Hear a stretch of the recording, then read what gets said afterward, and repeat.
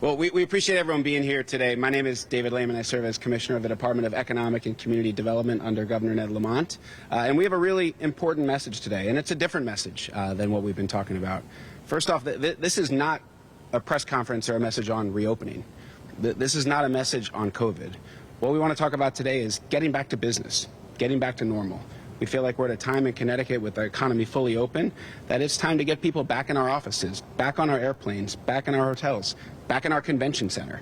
It's really critical, given how circular and intertwined the economy is, that we start getting back to normal. And we realize this isn't going to happen on a dime. Nothing we say is going to change it all of a sudden. But there's a real shift that's needed, and that we're starting to see already, that our speakers will talk about, to make sure that we're getting back to normal, or the new normal. We realize certain things are going to be a bit different. One data point before I bring up our first speaker, which is, one of the things we've tracked as it relates to the economy, is what is the back to normal index. CNN and Moody's at the end of last summer joined forces to create a back to normal index, and it looks at the percentage of activity relative to pre-pandemic. So the last reading, Connecticut's activity, economic activity, was 92% of pre-pandemic activity. And that ranks us 19th out of 50 states. So the average for the United States is 90 right now. So we are better than average, but we need to get that to 100%, and really we need to get it beyond 100%. And we think that's going to start happening with all of the residents of Connecticut feeling more confident, going back to the offices, getting on that airplane, getting in that hotel, and going to these events. And that's really the message we want to communicate to you all today. So with that, I'm going to bring up our first speaker, and is actually our host, Mike Freemuth, who is the chairman and president of the Capital Region Development Authority, owner of the convention center. Mike? Thanks. Thank you. My index for getting back to work is the fact that I got a suit on today, and our COVID puppy didn't know who I was. So we're definitely back at work. We have already opened up the buildings. In fact, this weekend, the lacrosse national championships at our Rensselaer will be underway. There's 10,000 people who bought tickets already for Saturday's games, and they go through to Monday. But the important point is the spin-off. There's over 600 hotel nights been booked this weekend, half of them in downtown Hartford. So the impact of these buildings coming back alive is already being felt. There are people who will be working this weekend that weren't last weekend, primarily because we opened up Rensselaer. The XL Center will open up in August with 3 events being queued, and this building itself officially gets underway on Labor Day. As you know, it's still being used for some COVID-related work, but we have major events scheduled throughout the fall. Including some big events that will bring a lot of folks into the hotels and restaurants as we reopen Front Street. To that point, Front Street 2 is reopened. Infinity Theater is going to have a soft opening, and we're going to see some formal events being launched in the next couple of weeks. And as well, we're starting to see some knocks on the door to fill some of the restaurant space from new restaurants. That's all very positive and good. There's always a second generation of entrepreneur out there, and we're starting to see them. So these things are happening. They're real. We're feeling them. We're bringing back our staff. Some have come back in. Some are happy about it. Some are less so, but they're coming to work. And we're starting to get the buildings cooking. And we welcome you all to come around and hang out with us this weekend out at Rensselaer, and be here in this building the next couple of weeks. So thank you. Mike, thanks so much. And Rensselaer, that will be an amazing event this weekend. And just the multiplier effect, as you mentioned, in terms of hotels, restaurants, vibrancy here in Hartford, that will be a welcome sight. Next up, we're going to talk a bit about air travel. So Kevin Dillon, head of the Connecticut Airport Authority, we expect a very robust leisure travel market and vacation market coming up, as people haven't been able to do it for a while. But we'll talk a little bit about that and what we're seeing on the business front. Kevin? Thank you, David. Good afternoon. I mean, certainly I don't have to tell anybody about the impacts to the airport and the travel business, but we're back at this point. I really have to give a lot of credit to our frontline workers. They kept the airport open the entire time throughout the pandemic. Certainly want to thank Governor Lamont for his leadership. We wouldn't be here today if it wasn't for all of the decisions he made throughout this pandemic, so certainly thank you, Governor. But I think people should feel very safe traveling. Right? Bradley has put a lot of effort into making sure people are comfortable as they return to the skies. We received our health accreditation from from ACI. There are very few airports in the country that have that, and it really shows the level of effort we've put into making people feel comfortable to return.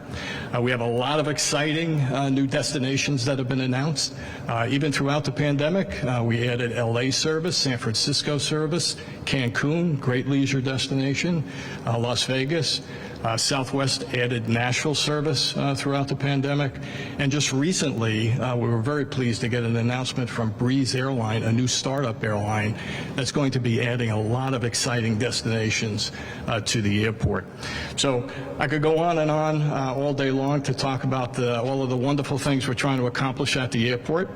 We went from being down 97% in terms of passenger traffic to right now we're down somewhere around 40%. We anticipate a very, very healthy summer travel period, and I'm hopeful that by the end of the travel period in the summer, that number is getting us closer to normal. So the one thing I would ask everybody in Connecticut, please take a trip, take a flight, take that vacation that you've been yearning for a long time. So thank you.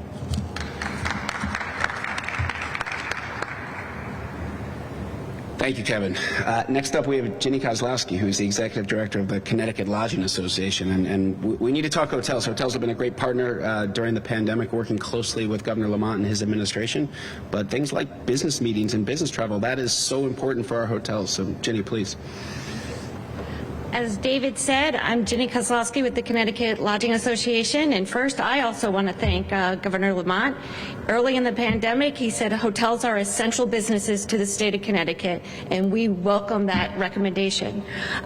We are getting back to the business of travel. As Mike and Kevin had noted, leisure travel has come back with a boom. This weekend, many of our hotels are sold out across the state. It is Memorial Day weekend, which is always a heavy travel period, but we're ready for businesses to come back and start having those all-important meetings and spending money in our communities across the state. We have several large hotels in Stamford, Hartford, New Haven, New London, and they're ready and able to take your business. And we have these great new airlines that can bring people into Connecticut. So it will be very important that we all coordinate our effort to create that greatest experience. One of the things that we are saying every day is yes to Connecticut, and we will continue to say yes to Connecticut because it's a great state. So thank you again, and have a great holiday weekend. Thanks, Jenny. Next up, we have Rohan Freeman, who is the president and founder of Freeman Companies and a local business owner, and who I understand is getting back to the office very soon. So, Rohan, please come up and talk to us about what you're seeing. Thank you. Thank you, David. I got to say, this is the first time since the pandemic that I've been out in public, no mask, with people that I don't know. I can't even tell you how good this feels for me personally. I don't know about you guys, but can you tell I'm happy? Well, my name is Rohan Freeman. I am the founder and president of Freeman Companies and Seven Summits Construction, both located here in Hartford on John Street. We have approximately 50 employees at our Hartford location. At present, we're working on with the Department of Transportation, completing the rehabilitation of the notoriously bottlenecked Charter Oak Bridge. And as planned, and with great anticipation, it opened last night, as you might have known.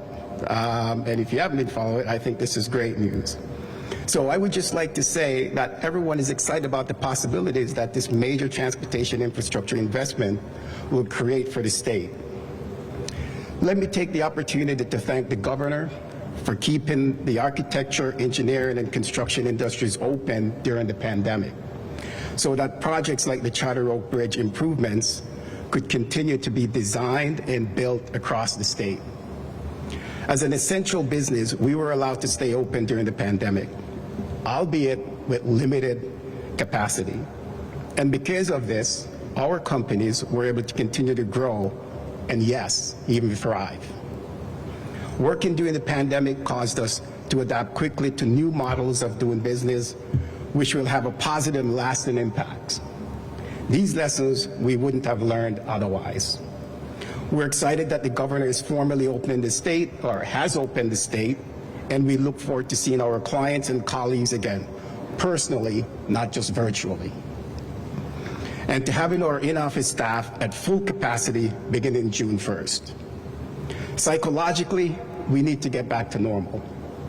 Economically, we need to get workers back in the city, spending their time and dollars helping to revitalize restaurants, shops, services, and neighborhoods. We consider our employees as vital to the livelihood and economic vitality of the community. They go out every day for lunch. They go to the gym. They go see the yard goats with their families. They buy gas. They get their eyeglasses repaired. They patronize countless other small businesses around the city that rely on them for economic vitality. And that is an economic importance that cannot be overlooked. Finally, like everyone here and across the state, I'm excited that this is coming to an end. And again, I want to say thank you to the governor and all the members of the task force. You kept us all focused on the future, get to that future safely, and here we are today. No matter what suggestions you came up with, and no matter how good it was, you were always going to upset someone. So again, thank you for your steadfastness and your leadership. On behalf of our 50 employees in Hartford, I say thank you, and we're excited to get back to business as normal.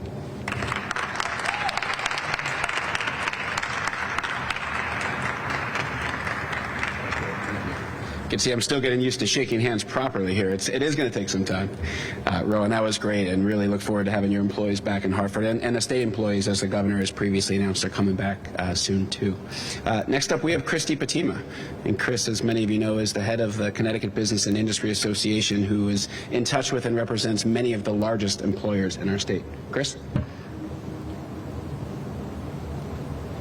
Rohan is an incredibly tough act to follow, so I'll just leave it right there that he's a member of CBIA, and we're very proud to have him as a member. And it's great to see so many of you from the neck down, because I did not know what most of you had looked like having joined CBIA in August in the middle of the pandemic. But thank you, David. Thank you, Governor. Thank you, everyone. Listen, it's been a tremendous 14 months. As we've said, the perseverance, the resiliency, and the innovation of our residents and our businesses in Connecticut has been second to none.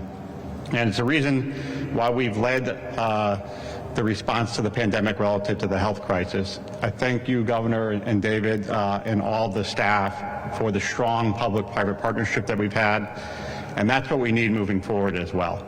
We have a tremendous opportunity in front of us. Because of our response to the health crisis, we have had some incredibly positive economic news. Incredible fourth quarter GDP growth, thousands of people moving to our state, 40,000 business startups in 2020, a real estate market that is on fire right now. Budget surplus, rainy day fund beyond the volatility cap, incredibly positive news.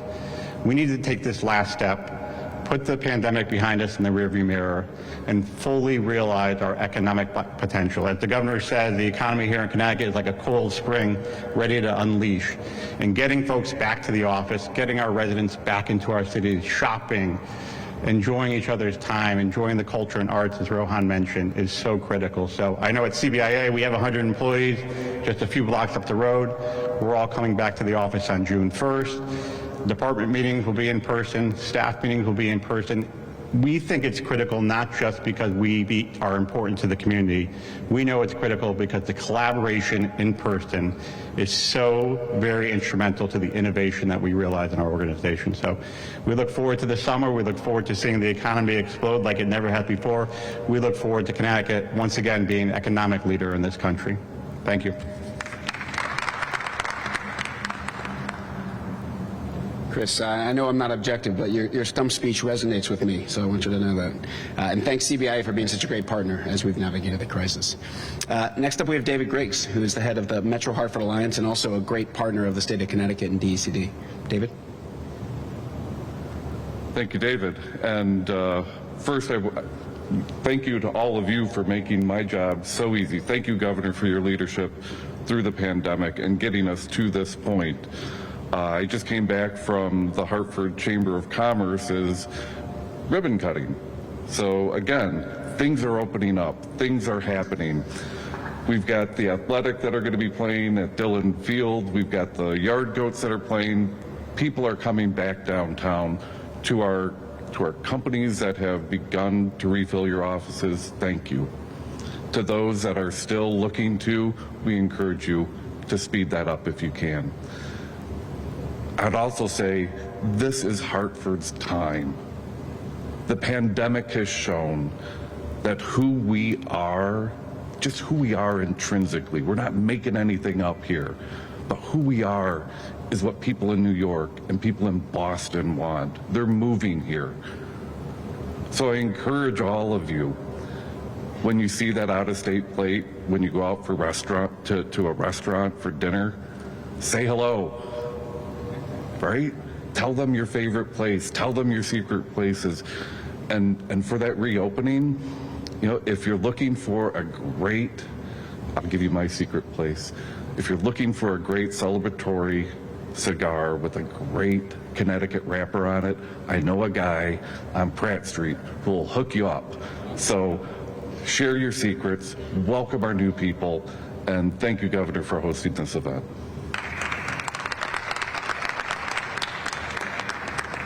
All right, Sabrina, sorry, it was getting lonely over there. Please come on up. We have Sabrina Tucker Barrett, who's going to speak next, who's also been a tremendous partner of the state, heading up a group called Girls for Technology. Sabrina. Thank you for having me. So I am Sabrina Tucker Barrett. I am the co-founder of Girls for Technology, nonprofit organization located here in Hartford. We are a state agency providing services to girls and young women, really empowering them to get into jobs and careers within STEM. And so I really am hoping that the world really opens up. I'm excited about it, and so that we can get back to our programming, having our tremendous gala that we have had in the past, and getting women back to college. So we need to be able to raise funds. So this is an exciting time, and thank you for having me.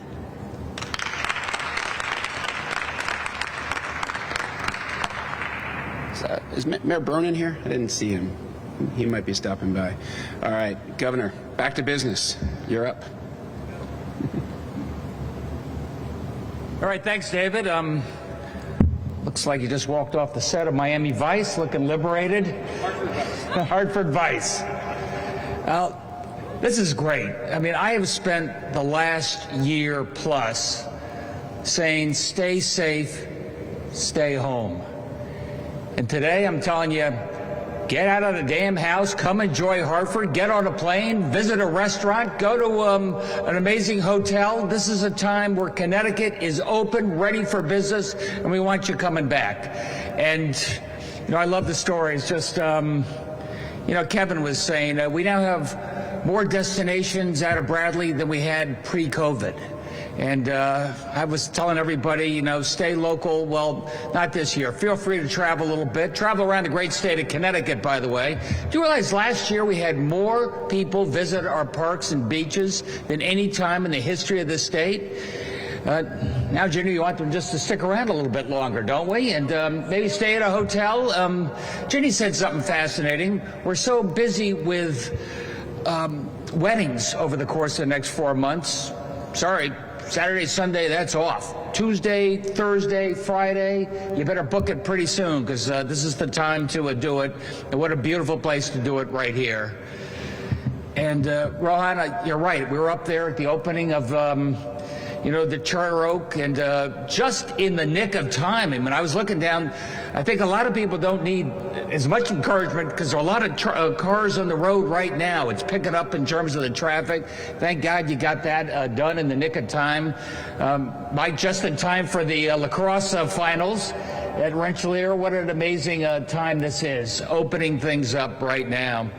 And roads are getting busy, by the way. Trains a little less busy still so far, so you should feel free to, take the trains as well. But take advantage of this time. We've earned it. Our infection rate again today was down at, I think, 0.75%.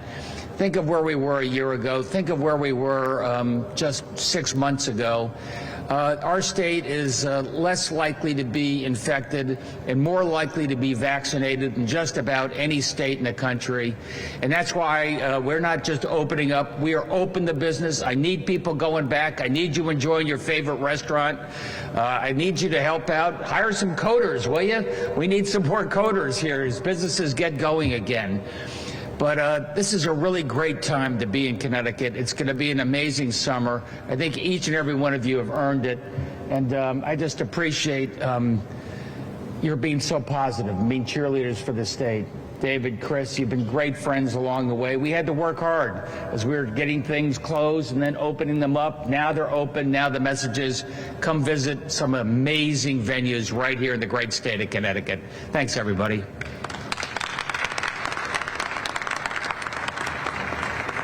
Governor, thank you very much. With that, that concludes our press conference. Happy to take any questions.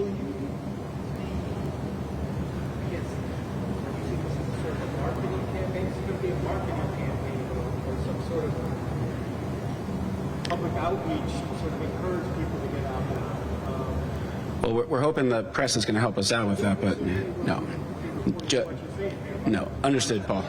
Joking aside, so we have the Say Yes Connecticut marketing campaign, as Ginny referenced. The governor has proposed in his budget, hopefully starting July 1st, additional monies to market the state, and that's tourism, that's economic development, and it's for a resident attraction. The brand of Connecticut is very valuable right now. We want to get that out there, but the message today is very simple. It's back to business, and we want to keep getting that message out there. It's going to be person to person. It's going to need to resonate, and people's behaviors are going to change over time.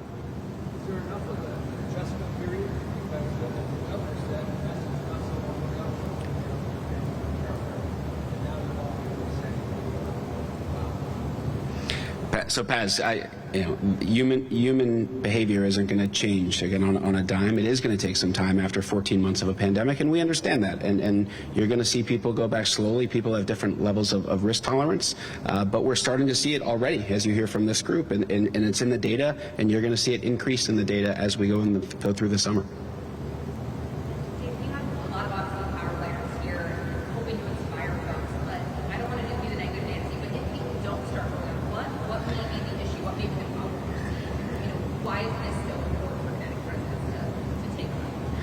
So, at the end of the day, this is about confidence in my mind, consumer confidence. Are you comfortable to go back to the office? Do you want to take that trip? Should we have the convention at the Connecticut Convention Center? So the best thing we can do, as the governor mentioned, is the vaccination rate is high, the infection rate is very low.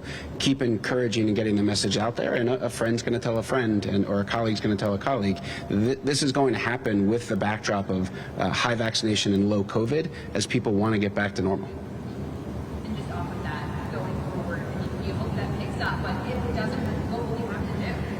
Listen, my view, and the governor should weigh in here as well, is I think we need to lead by example at the state level, making sure we're coming back to the office, our employees are coming back to the office, give folks the confidence that that's going to happen. We've worked on a lot of different incentives as it relates to vaccination in terms of making sure people take that business trip. I think that's hard other than encouraging what we think is in their best interest. As you've heard from others, we think people are more effective when you're having that face-to-face interaction, when you're meeting that new client. That is going to be the forcing mechanism, I think, in many ways here. Yes, sir.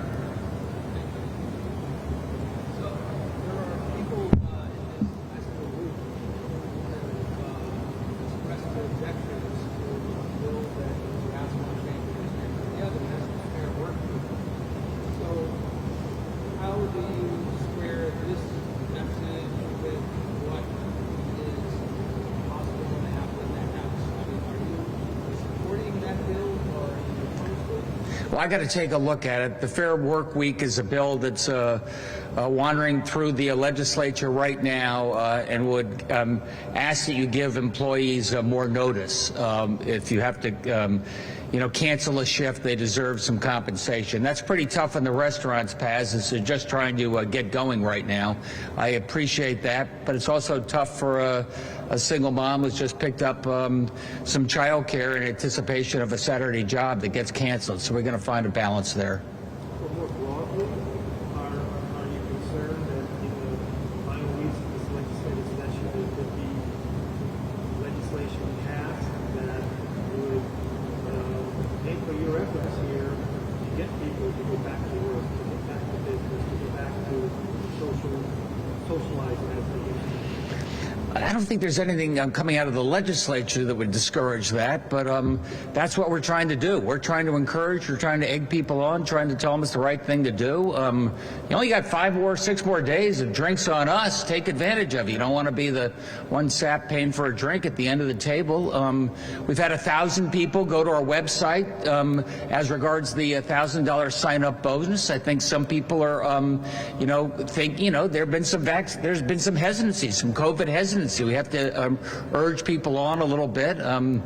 Prices are right. Prices are down a little bit for airlines and hotels as we get people back going again. So take advantage of this time.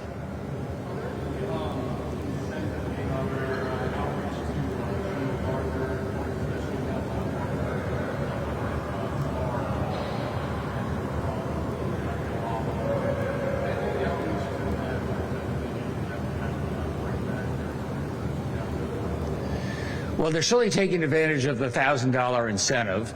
We do have $50 million of federal money out there to help bridge and help our restaurants get going.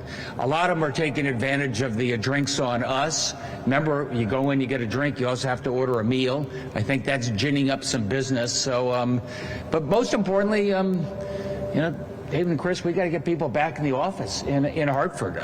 We're doing that. All the forward-facing offices are open as of, 5 days, June 1st, whenever. And July 1, we want everybody back in the office unless you're, a telecommuter, of which there's a special category of folks, which will probably broaden over time. But I think that type of socialization is really important to business.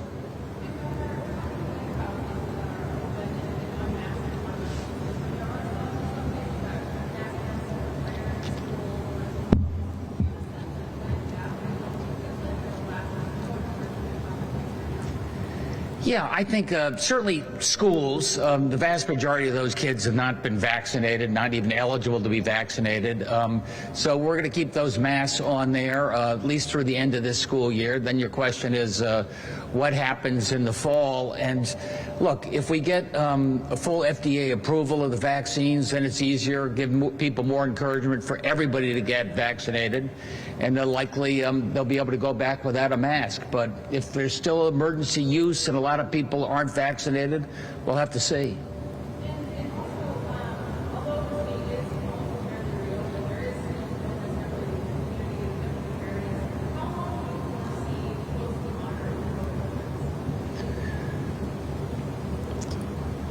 Through the end of this year. Through the end of this year for two reasons. If you look at what happened in 1918, 1919, you look around other parts of the world, you see that there are still pockets of folks who are much less likely to be vaccinated. And back 100 years ago, those were the places where you had flare-ups. So I think it's something we're going to monitor very carefully, at least through the end of this year.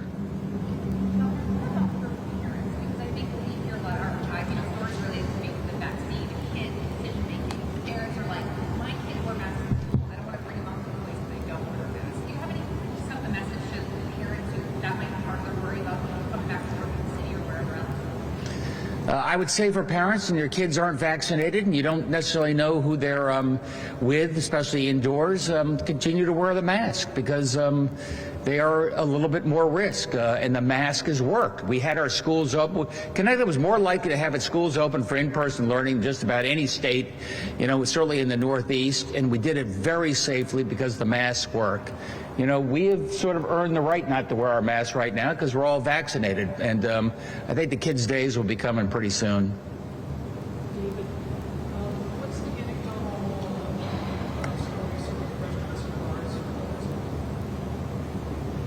So, the data, and I was talking to Scott Dolce the other day, and one of the things we look at is open table data. And what open table does is, and I think there's around 600 restaurants, if I'm not mistaken, that track reservations on open table. And one of the things we constantly looked at is reservations in this day or this week versus the previous year. And the most recent data that Scott and the restaurant team shared with me was the previous week in Connecticut was basically in line with what we would have seen in May of 2019. And again, we want to get it where we're over 100%, but restaurants, again, and that just happened very recently. There were some dark days in January and February where it was 50% or 60% of what we previously saw. But recent data, again, just by that open table subset of restaurants, was in line with 2019. It is. If you look, I think there's over 30,000 unemployed in the hospitality and accommodation sector. So, as a few of us were discussing beforehand, I think we'll have a real good sense in early to mid-June, how quickly the pace of rehiring is accelerating and the impact of the $1,000 signing bonus that the governor announced.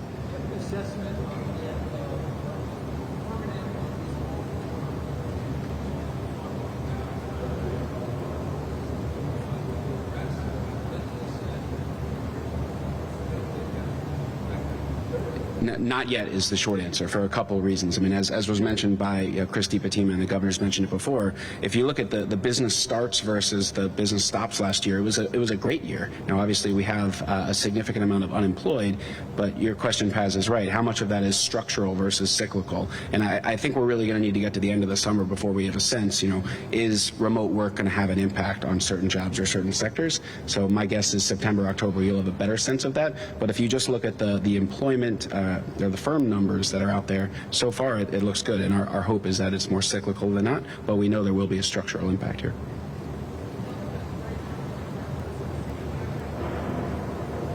In terms of how many are unemployed, last I checked, I thought it was around 170,000. I can get an updated number, but over 100,000 still unemployed, and I think roughly 60 to 70% of the jobs that we lost have been recovered since the lows of April of last year.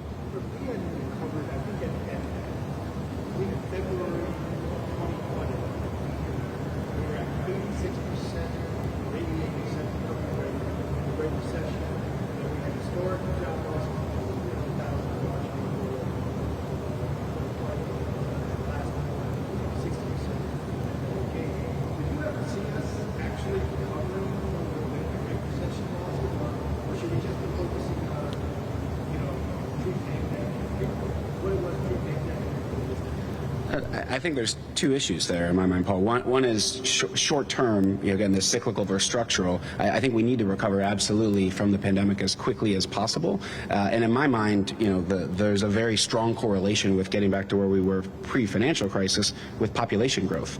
So as the governor's mentioned, we need more taxpayers. We need migration. We need to welcome growth and growth of people here in our towns. And I think that's the key to job growth. Yeah. If we welcome growth in migration and population, yes, I do.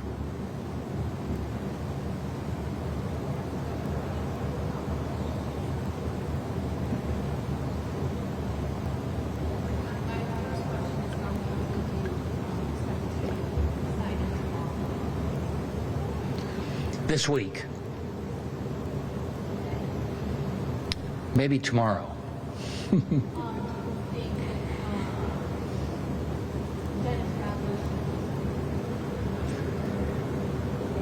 I don't know the details of the case. I hope the allegations are not true. Let's let the investigation play out a little bit.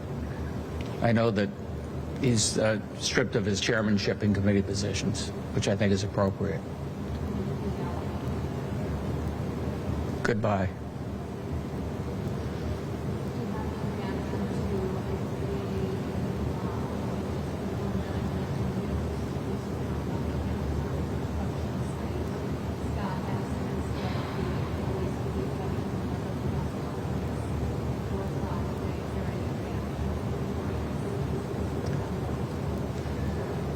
This is the Amazon construction site in Windsor, where now on several occasions a noose has been found there, which is a racist provocation of the worst type.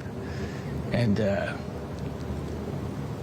God, I thought we were behind this in this society, certainly in this state. And I can tell you that, I'm talking to Amazon. We're doing everything we can from a security point of view, everything we can from a law enforcement point of view, but I can't change people's hearts, and it just breaks my heart that this is still going on.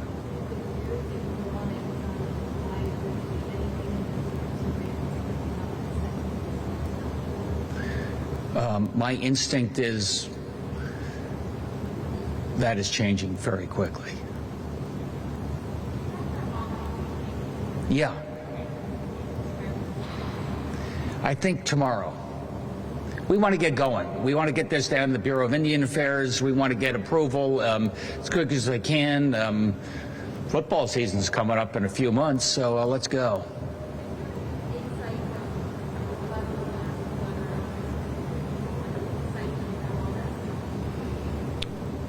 So far, the tea leaves are positive, but let's see. We've now seen majorities in the House and the Senate approve legislation that would essentially expand absentee voting eligibility, change the definition of sickness, drop the requirement about having voting hours and can't leave the town. Is this something that you support, that you would be welcome? There's a lot of other stuff in the bill, so let's end the two questions. Let's just. The answer to that is yes. The question, it was about a plan for no excuses absentee balloting. That didn't quite get through, but we did get more excuses absentee balloting, which makes it easier for people to cast an absentee ballot. I think we found last November that we could do it safely, we could do it with integrity, and I think people took real advantage of that, and it showed they were voting with their feet, so to speak, with the absentee ballot. So I'm proud of the fact that other people are restricting voter access. We're making it easier for people to vote. And there was the vote on the adult adoption, allowing folks that can't access the adoption the information that would identify their person. I thought you said you supported that bill with that, but I don't know. I think it makes some sense. I understand, especially from a health point of view, you need to know your genetic background. I understand some of the concerns regarding the legislation, but I think it makes sense. I think I'd pass it. Do you share any concerns expressed by some House Democrats about that crime that was subject to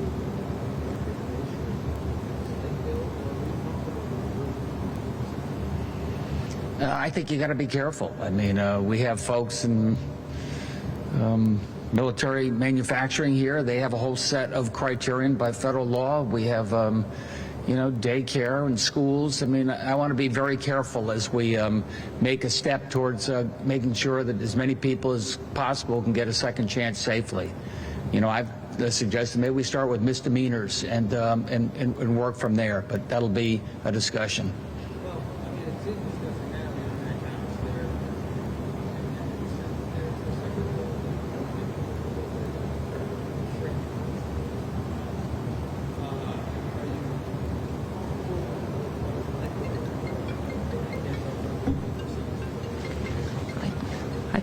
Is that? Who's this? President Biden, I'll get you in a minute. Here. I think we have to take a look at that list. I have not focused on it as much as I can, but I understand that you committed a crime, you served your time, you've been out in good behavior. Oh my gosh.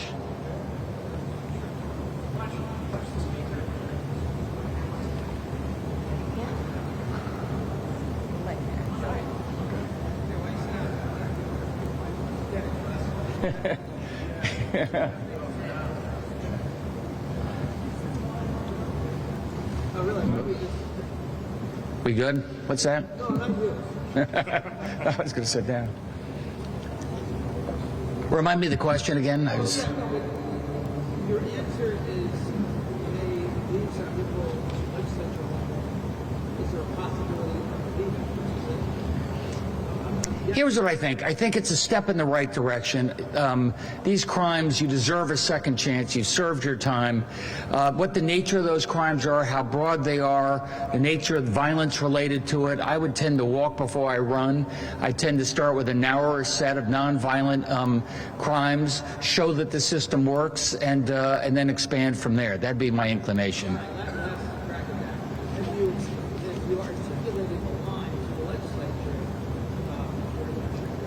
Yes.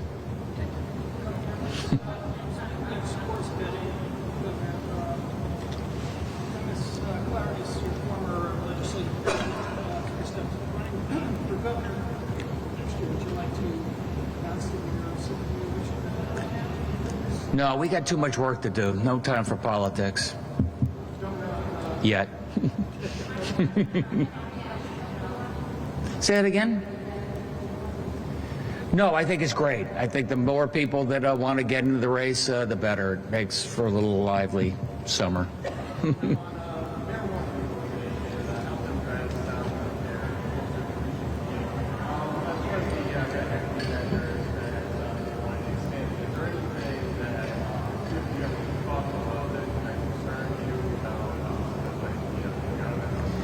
Look, I think we have broad agreement, A, on the nature of the regulation of legalized marijuana, THC content, how it's being sold, better than the underground market or going out of state.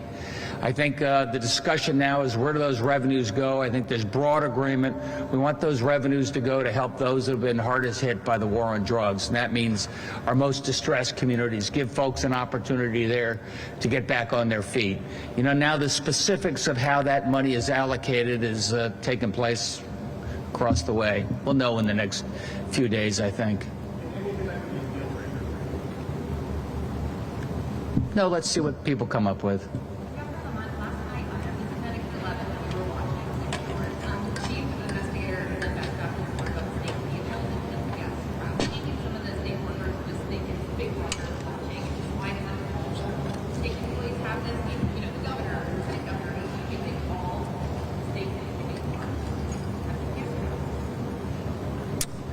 You know what?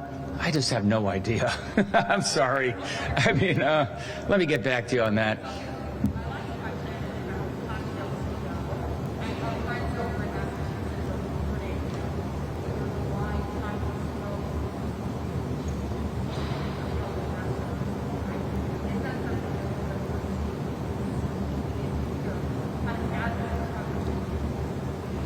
I think it was pretty popular.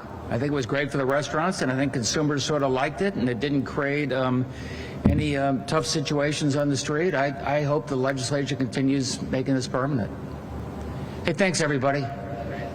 Thanks, everyone. Just before we adjourn, I'm remiss I didn't mention we have two Hartford-based businesses that are also here. So we have Jerry Great from the tobacco shop in town, as I think may have been referenced before, and Herman Todd from Living Word Imprint. So if anyone wants to stick around or there's any questions for them as folks get back to business. But thank you again, everyone. Take care.